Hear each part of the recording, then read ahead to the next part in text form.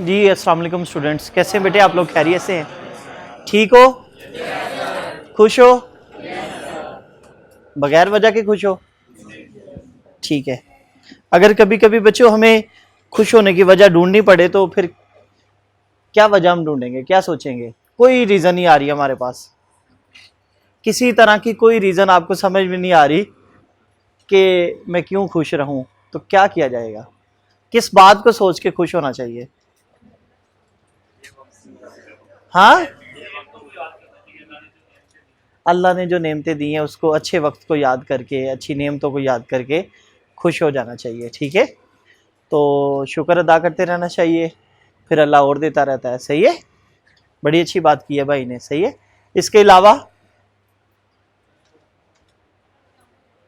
इंसान होने पे ऐसे ही है ना, हंस रहे हो शीशा दे के, सही बात है।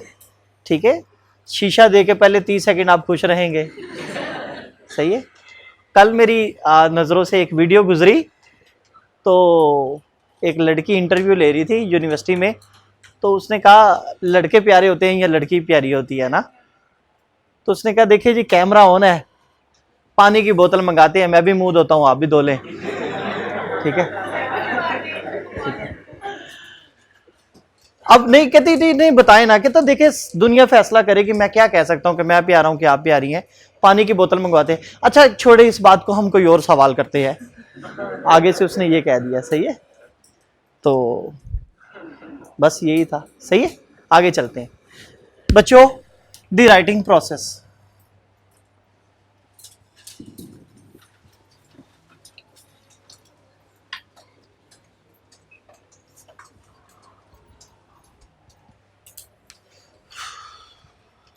द राइटिंग प्रोसेस बेटे, ये चैप्टर नंबर 2 है। सही है।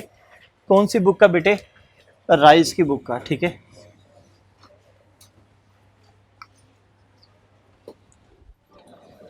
टोटल बेटे हमारे पास जो राइज की बुक है उसमें कितने चैप्टर्स हैं? 5 हैं। एक बेटे वोकेबलरी का है, दूसरा बेटे हमारे पास राइटिंग प्रोसेस है, तीसरा बेटे रीडिंग कंप्रीहेंशन है। ठीक है, जो नहीं, तीसरा बेटे लेटर का है, बिजनेस कोरस्पोंडेंस का है। फोर्थ वन बेटे हमारे पास रीडिंग कंप्रीहेंशन है, और लास्ट वन हमारे पास आर्गुमेंटेटिव राइटिंग है। ठीक हो गया, ऐसे का है। डन हो गया बच्चों? अब कितने चैप्टर्स हैं? 5। क्वेश्चन कितने आने आप लोगों को? 4 आने। ठीक है, एक ऐसा बेटे चैप्टर है जिसमें से आपको कोई क्वेश्चन नहीं आना। ठीक है, उस चैप्टर को आज बेटे हम स्टार्ट करेंगे। सही है, उसमें से कोई क्वेश्चन नहीं आना। लेकिन इसको बेटे बुक के अंदर क्यों डाला गया है? सदका उतारने के लिए। हाँ, कोई खुशी की रीजन भी तो होनी चाहिए ना।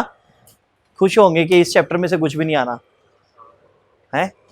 नहीं बेटे, इसमें से ये राइटिंग प्रोसेस है, इसमें लिखने के कुछ असूल के बारे में बात बताएगा। डेटा कैसे बेटे गैदर किया जाता है, इंफॉर्मेशन कैसे कलेक्ट की जाती है। ठीक है, सोचने का अमल किस तरह से होता है। सही है, ओके हो गया बेटे? तो इसीलिए इस चैप्टर को हमने क्या नाम दिया है? The writing process. ठीक है, क्या नाम दिया बेटे हमने? Writing process. अच्छा जी, अब राइटिंग प्रोसेस में बेटे कितनी चीजें हैं?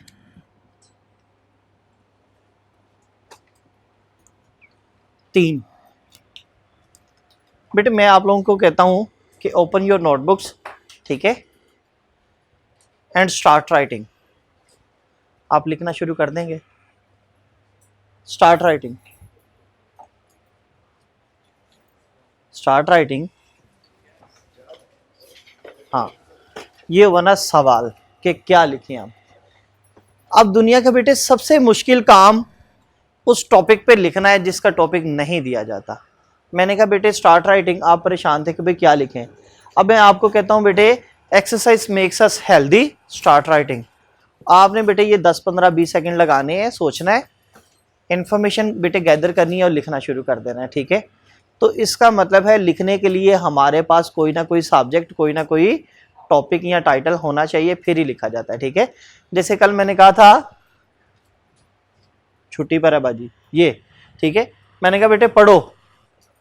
ठीक है, तो कौन सी वाली बच्ची ने, बदतमीज बच्ची ने नहीं पढ़ा। सही है, क्यों नहीं पढ़ा था? क्योंकि बेटे यहां पर लिखा नहीं हुआ था। ठीक है, तो इसीलिए मैंने आपको कहा बेटे लिखो। तो कल तो एक बदतमीज था, आज सारे बदतमीज हैं। आज किसी ने भी नहीं लिखा, तो इसका मतलब है आप बदतमीज नहीं है, सवाल ही इनकम्प्लीट है। बुरी बात होती है, घटिया नहीं कहते, टीचर ने बोला। अच्छा जी, तो क्वेश्चन बेटे वो इनकम्प्लीट था, सही है बेटे, डन। तो हमें क्या चाहिए होता है, टॉपिक चाहिए होता है किसी भी चीज को लिखने के लिए, डन। अब राइटिंग प्रोसेस, चलो एक बेटे टॉपिक दे दिया मैंने, क्या किया आपको, मैंने कहा एक्सरसाइज मेक्स अस हेल्दी, ये हमारे पास एक टॉपिक है, अब इसके ऊपर हमने लिखना है। अभी भी बेटे ये इनकम्प्लीट है, अब क्या आएगा, फिर हम सोचेंगे कि इसके बारे में हमने लिखना क्या है। इंफॉर्मेशन बेटे गैदर करेंगे, आइडियाज गैदर करेंगे, फिर उन आइडियाज को बेटे रिफाइन करेंगे, ठीक है, रिफाइन करेंगे और इतना रिफाइन करेंगे जितनी हमारी वर्ड लिमिट होगी। 200 वर्ड्स पे लिखना है हमने, 400 वर्ड्स पे लिखना है, तो उस तरह से रेलिवेंट आइडियाज बेटे हम क्या करेंगे, ठीक है, गैदर करके उसके बाद उसे बेटे एक लॉजिकल ऑर्डर के अंदर हम लिखना शुरू कर देंगे। ठीक हो गया बेटे, तो इसको क्या बोलते हैं, राइटिंग प्रोसेस। ठीक है, इतना सिंपल नहीं होता बेटे, जैसे रीडिंग करना भी, जैसे आप सिंपल रीडिंग करना शुरू कर देते हैं, इसको रीडिंग नहीं बोलते हैं। ठीक है, इंग्लिश लैंग्वेज इसको रीडिंग नहीं बोलती है। राइटिंग बेटे सिंपल, अब लिखना, अब जो मर्जी आप बेटे लिखना शुरू कर दें, हम उसको राइटिंग नहीं बोलते। फॉर्मल राइटिंग ये होती है कि हर वर्ड का, हर सेंटेंस का, हर स्ट्रक्चर का, हर पैराग्राफ का कोई ना कोई मतलब होता है। ठीक हो गया बेटे, वो यूजलेस नहीं होते हैं। तो 3 चीज़ें हैं बेटे, सबसे पहले हमारे पास पहले नंबर पे बेटे आ जाती है प्लानिंग, ठीक है, दूसरे नंबर पे बेटे हमारे पास आती है ड्राफ्टिंग, ठीक है, और थर्ड नंबर पे बेटे हमारे पास आती है रिव्यूइंग। ठीक है, ड्राफ्टिंग जब भी बेटे हम वर्ड बोलेंगे तो उसको राइटिंग बोलते हैं। ठीक है बेटे, इस चैप्टर में जितने वर्ड्स बोले जाएंगे ना, वो आपके चारों क्वेश्चंस के अंदर बार बार बेटे वो डिस्कस होंगे। ठीक है, कोई नई वोकेबलरी आप लोगों को पता चलेगी, नए नए वर्ड्स पता चलेंगे, नए नए रूल्स पता चलेंगे आप लोगों को। ठीक है, नई नई बातें पता चलेंगी जो कि राइटिंग से रेलिवेंट होंगी। अब सबसे पहले बेटे प्लानिंग है, ड्राफ्टिंग है और ठीक है रिव्यूइंग है। अगर हम बात करें बेटे प्लानिंग की, ये जो बेटे क्या है, ये स्टेप्स ऑफ राइटिंग है। क्या है बेटे, स्टेप्स ऑफ। आज से पहले बेटे जितनी भी आप राइटिंग करते आए हैं, आप बेटे इन स्टेप्स ऑफ राइटिंग को फॉलो करते आए हैं, लेकिन आपको क्योंकि आइडिया नहीं था कि इनके ये स्टेप्स होते हैं, ठीक है, इनके ये स्टेप्स होते हैं, तो आइडिया नहीं था, इसलिए आप बेटे इन्हें बिना जाने बिना पते बेटे आप इन्हें अप्लाई करते थे। ठीक है, मतलब ये प्लानिंग आप बेटे करते थे अपना क्वेश्चन सॉल्व करने से पहले, आप बेटे ड्राफ्टिंग करते थे, आप रिव्यूइंग करते थे। अभी मैं बताता हूँ, आपने मैट्रिक में भी किया, ये आपने एफएससी में भी किया। ठीक है, प्लानिंग है बेटे, प्लानिंग के बाद बेटे ड्राफ्टिंग है, और ड्राफ्टिंग के बाद हमारे पास बेटे क्या है, रिव्यूइंग है। ठीक हो गया बेटे, अच्छा जी, स्टेप्स ऑफ राइटिंग है, इसमें सबसे पहले प्लानिंग है। आपको आगे मैंने कहा स्टार्ट राइटिंग आपने नहीं लिखा और आप लिख भी नहीं सकते थे। ठीक हो गया बेटे, फिर मैंने कहा एक्सरसाइज मेक्स अस हेल्दी। अब आपको बेटे ये टॉपिक मिल गया है, क्वेश्चन मिल गया है, प्रॉब्लम मिलती है, प्रॉब्लम आती है, क्वेश्चन मिलता है, ठीक है, टॉपिक मिलता है। तो अब बेटे हम इन चीज़ों को कहेंगे कि हमें प्रॉब्लम मिलती है। क्या मिलती है, प्रॉब्लम। जो क्वेश्चंस होते हैं उन्हें प्रॉब्लम।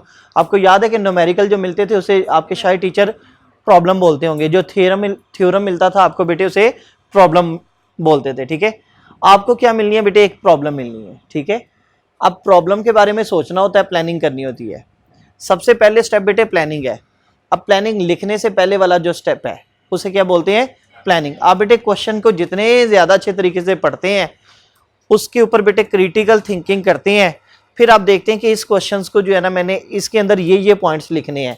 आप बेटे डेटा कलेक्ट करते हैं, ठीक है, आप कीवर्ड्स बना लेते हैं, एक स्टिकी नोट्स पे लिख लेते हैं, साइड पे बेटे कीवर्ड्स निकाल लेते हैं कि मैंने ये हेडिंग्स लिखनी है, ये हेडिंग बनानी है, इसके अंदर मैंने ये चीज़ें डिस्कस करनी है। ठीक है, तो ये बेटे लिखने से पहले का अमल, जो सोचने का अमल है, उसे हम क्या बोलते हैं, प्लानिंग बोलते हैं। ठीक है, दूसरे नंबर पे जो बेटे हमने पॉइंट बेटे टेक आउट किए होते हैं, जो आइडियाज़ गैदर किए होते हैं, जो इन्फॉर्मेशन गैदर की होती है, जो डेटा बेटे हमने कलेक्ट किया होता है। ठीक हो गया बेटे, अब मेरी बेटे आपने वर्डिंग पे गौर करते जाना है, आराम आराम से थोड़ी सी कम्प्लेक्स होती जाएगी। जो इन्फॉर्मेशन डेटा, ठीक हो गया बेटे। जो आइडियाज आपने गैदर करने हैं किसके, उस प्रॉब्लम के सोल्यूशन के बारे में। कौन सा प्रॉब्लम, जो टॉपिक है, जो क्वेश्चन है, ठीक है, उस प्रॉब्लम के बेटे प्लानिंग करनी है हमने, क्रिटिकल थिंकिंग करनी है, सोचने का अमल है। उसके बाद बेटे हमने जो हमारे पास अब ये वाला जो हमारे पास डेटा बेटे ये किस फॉर्म के अंदर है, ये स्कैटर्ड फॉर्म के अंदर है, ठीक है, ये आइडियाज की फॉर्म के अंदर है, ये बेटे चंक्स की फॉर्म में है, ये हमने नोट किया हुआ है सिंपल, बस एक वर्ड्स की फॉर्म में, कीवर्ड्स में। उसको बेटे हमने लिखना शुरू कर देना है, ठीक है, लॉजिकल राइटिंग में। लिखने के अमल को बेटे क्या बोलते हैं, ड्राफ्टिंग, ठीक है। अब ड्राफ्ट दो तरह का होता है, एक रफ ड्राफ्ट होता है, एक फाइनल ड्राफ्ट होता है। ये वाला जो ड्राफ्टिंग है इसे राइटिंग बोलते हैं और इसे रफ ड्राफ्ट बोलते हैं। आप जब बेटे क्वेश्चन आपको समझ आ जाता था, क्वेश्चन के बारे में आपने लॉन्ग क्वेश्चन के बारे में ये चीजें लिखनी थी। अब जब बेटे आप आइडियाज गैदर कर लेते थे, उसके बाद बेटे आप क्या करते थे, लिखना शुरू कर देते थे। उसको बेटे हम ड्राफ्टिंग बोलते थे, राइटिंग बोलते थे और रफ ड्राफ्ट बोलते थे। उसके बाद जब हम बेटे अपना क्वेश्चन कंप्लीट कर लेते थे, या तो उसी वक्त या अपना पूरा पेपर बेटे कंप्लीट करने के बाद हम क्या करते थे, उसको जो है ना प्रूफ रीड करते थे, उसको हम बोलते हैं रिव्यू, ठीक है। तो रिव्यूइंग करने को बेटे हम क्या बोलते हैं, फाइनल ड्राफ्ट।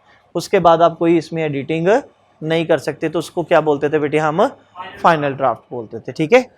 अब ये स्टेप ऑफ राइटिंग है, यही स्टेप है बेटे पूरी दुनिया में, इसके अलावा बेटे कोई स्टेप्स रीडिंग राइटिंग के नहीं है। पहले प्लानिंग आनी है, उसके बाद राइटिंग होनी है और फिर रिव्यूइंग होनी है, ठीक है। 1 2 3 चलना ही चलना है इसने।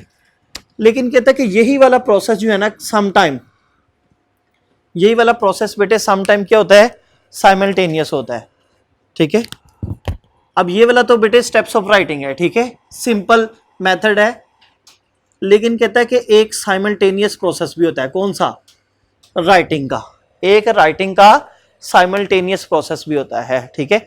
इसकी समझ आ गई। इसमें पहले नंबर पे क्या आना है, प्लानिंग, दूसरे नंबर पे ड्राफ्टिंग, थर्ड पे बेटे रिव्यूइंग। अब साइमल्टेनियस प्रोसेस ये होता है कि आप जहां से मर्जी बेटे दोबारा स्टार्ट करें, ठीक है। चलें एग्जाम्पल के साथ समझेंगे। आपने बेटे, मैंने आप लोगों को एक प्रॉब्लम दिया, आपने एक्सरसाइज में एक्सरसाइज दी, आपने प्लानिंग की, प्लानिंग करने के बाद आपने बेटे लिखा और लिखने के बाद बेटे आपने रिव्यू कर दिया, ठीक है। वो पेपर आपने लिख के बेटे मुझे सबमिट करवा दिया, ओके हो गया। अब मैं उसके ऊपर बेटे जो अमल करने लगा हूं ना, ठीक है, वो मैं उसके ऊपर बेटे जो प्रोसेस लगाना है वो साइमल्टेनियस लगाना है। क्या करना है, मैंने साइमल्टेनियस लगाना है, ठीक है। जो ऑलरेडी रिटन मटेरियल होता है ना बेटे, उसके ऊपर साइमल्टेनियस प्रोसेस बेटे अप्लाई किया जाता है। ऑलरेडी रिटन मटेरियल, ठीक है, जो मेरे पास बेटे लिखा हुआ आ गया। अब मैंने उसको क्या किया, आपके रिव्यूड डेटा को, ठीक है, इंफॉर्मेशन को, मैसेज को मैंने बेटे दोबारा से उसके ऊपर रिव्यू किया। मैंने रिव्यू किया और मैंने कहा नहीं भाईजान ये तो गलत है, इसमें ये खामियां है, इसको दूर करो और फिर इसको लेकर आओ, ठीक है। तो मैं बेटे वो प्लानिंग से भी स्टार्ट हो सकता था, ड्राफ्टिंग से भी और रिव्यूइंग से भी। रिवर्स प्रोसेस है बेसिकली, जहां से मर्जी आप स्टार्ट करें उसे हम क्या बोलते हैं, साइमल्टेनियस प्रोसेस बोलते हैं, ठीक हो गया बेटे। इसको जरा रीडिंग करेंगे। अच्छा बेटे, राइटिंग प्रोसेस पेज नंबर 118 है राइज बुक से। अच्छा जी, writing process comprises 3 steps, without these steps writing is not possible. बेटे अगर ये नहीं है तो राइटिंग पॉसिबल नहीं है। अब मैं आप ये तीनों स्टेप्स बेटे अप्लाई करते रहे ना, बस आपको पता नहीं था कि ये मैं प्लानिंग कर रहा हूँ और ये मैं राइटिंग कर रहा हूँ। राइटिंग का पता होता था और रिव्यूइंग कर रहा हूँ ये नहीं पता होता था, ठीक है। Effort and time invested in each of above steps can very. अब बेटे जब भी आप लिखते हैं, आप बेटे इन्वेस्टमेंट करते हैं टाइम की और एफर्ट की। Some time the procedure is simultaneous. Some time क्या होता है बेटे, ये साइमल्टेनियस प्रोसेस होता है, इसको अंडरलाइन कर लें। While writing all 3 steps can take place at the same time, ठीक है बेटे। एक ही वक्त में तीनों स्टेप्स पे मैं काम कर रहा होता हूं, मैं आपकी प्लानिंग भी देख रहा होता हूं, आपने डेटा सही कलेक्ट किया है कि नहीं, ड्राफ्टिंग भी देख रहा होता, आपने लिखा भी है कि नहीं, आपने वो जो और रिव्यू अच्छे तरीके से किया है कि नहीं, ठीक है। अच्छा जी, for example when a reader starts to review already written message, मैंने बोला था ऑलरेडी रिटन मैसेज का वर्ड, ठीक है, he or she realises that the written information is not enough. मैं आपको कहता हूं कि आपने ये जो लिखा है ना, आपकी ये इंफॉर्मेशन करेक्ट भी नहीं है और इनफ भी नहीं है, इसके अंदर अभी ये चीज ऐड होनी थी। मुझे ये बताएं कि एग्जामिनर कौन सा वाला प्रोसेस अप्लाई करता था, साइमल्टेनियस, ठीक है। वो अगर 10 में से आपको 8 नंबर देता था, इसका मतलब है 2 नंबर की चीजें आपने बेटे स्किप की हुई हैं, ठीक है। ओके हो गया बेटे। He or she would then need to plan for further. आपने दोबारा से बेटे इंप्रूवमेंट के लिए प्लानिंग करनी है, वाइल रीडिंग द मैसेज और वाइल राइटिंग दी और ड्राफ्टिंग द मैसेज। ठीक हो गया बेटे? ओके, तो पहला स्टेप बेटे क्या है हमारे पास? प्लानिंग है। क्या है जी? पहला स्टेप हमारे पास है प्लानिंग है।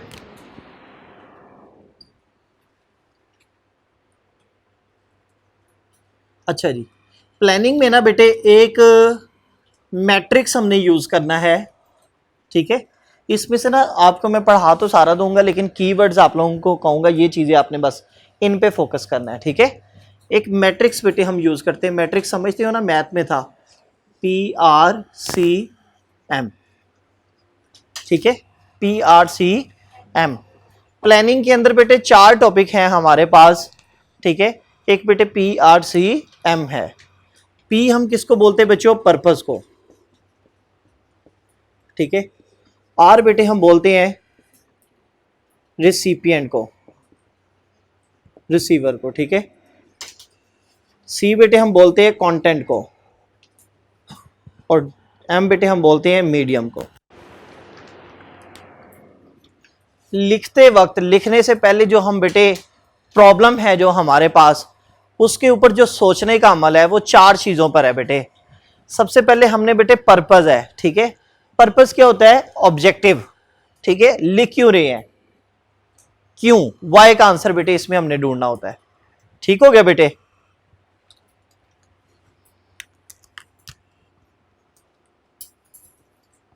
ठीक है बेटे? अच्छा जी, हम क्यों लिख रहे हैं, पर्पस क्या है हमारा?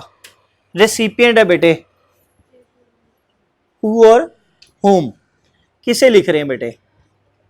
ठीक है, हमारा रिसीवर कौन है, उसके मुताबिक हमने लिखना है। कंटेंट बेटे व्हाट, हम लिख क्या रहे हैं। ठीक है, मीडियम बेटे चैनल होता है। मीडियम क्या होता है? चैनल, जिस चैनल के थ्रू आपने बेटे अपना राइटिंग मटेरियल बेटे सेंड करना है।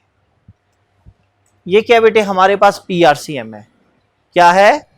PRCM है। ठीक है, पर्पस है, रेसिपिएंट है, कंटेंट है और मीडियम है। ठीक हो गया बेटे?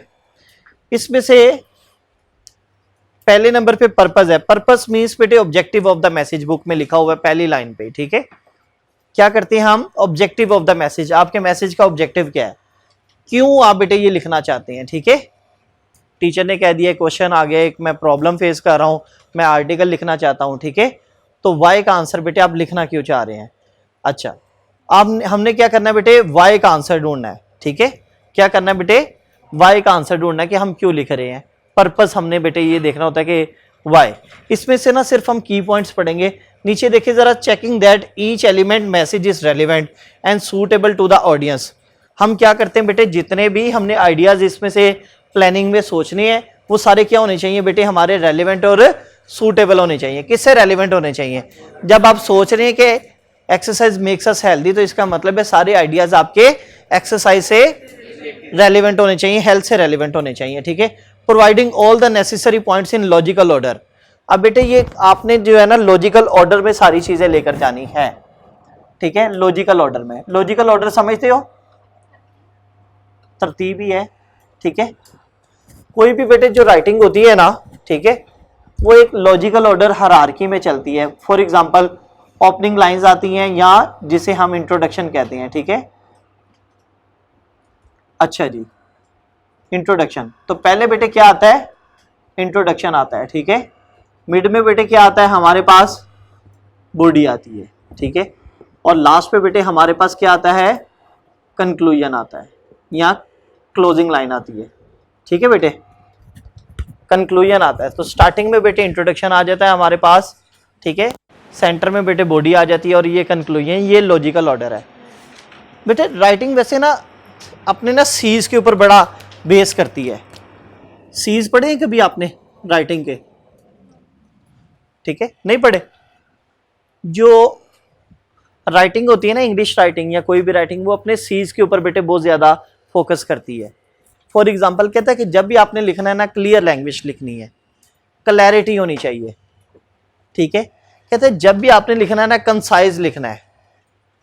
क्लैरिटी और कंसाइज, कंसाइज कहते हैं ब्रीविटी को, सक्सिंक्ट, शॉर्टनेस। ठीक है, अब क्लैरिटी होनी चाहिए दोनों में। क्या होनी चाहिए? क्लैरिटी होनी चाहिए। और क्या होनी चाहिए? कंसाइजनेस होनी चाहिए, फिर कहता है कि कंप्लीटनेस होनी चाहिए, कंप्लीटनेस होनी चाहिए, 3 सी हो गए, ठीक हो गया बेटे।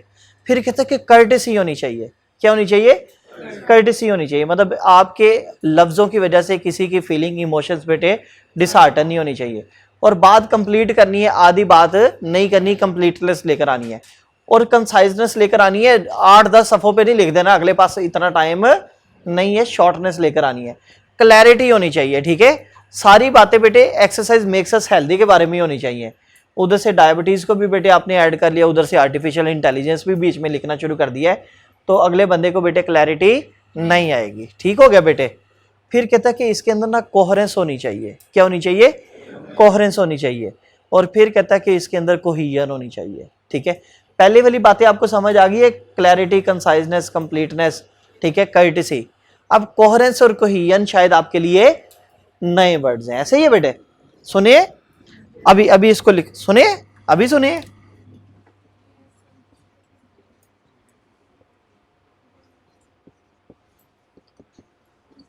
क्योंकि मैं ना बेटे अभी इसको रोक रहा हूं, आज हमारा जरा लेक्चर शॉर्ट है। मैंने आपको बताया था कि आज इंट्रोडक्टरी सेशन है हमारा, तो हम कल इसको पीआरसीएम से शुरू करेंगे। अभी मैं सीज पे बात करके बात खत्म करूंगा, सही है।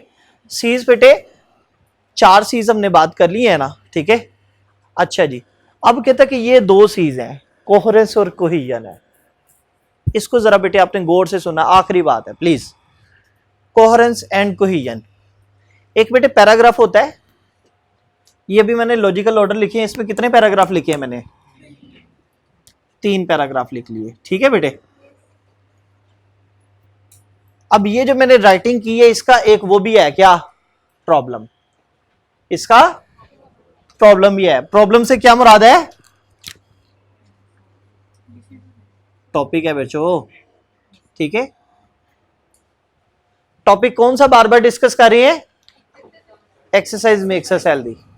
एक्सरसाइज मेक्स अस हेल्दी पे बेटे ये हमने एक पैसेज लिखा है, इस पैसेज के बेटे कितने पैराग्राफ हैं, ठीक है। इंट्रोडक्शन है, बॉडी और कंक्लूजन है, 3 पैराग्राफ लिखे हैं। अभी हम किस चीज को डिस्कस करने लगे हैं, कोहेरेंस और कोहेजन को, ओके बेटे।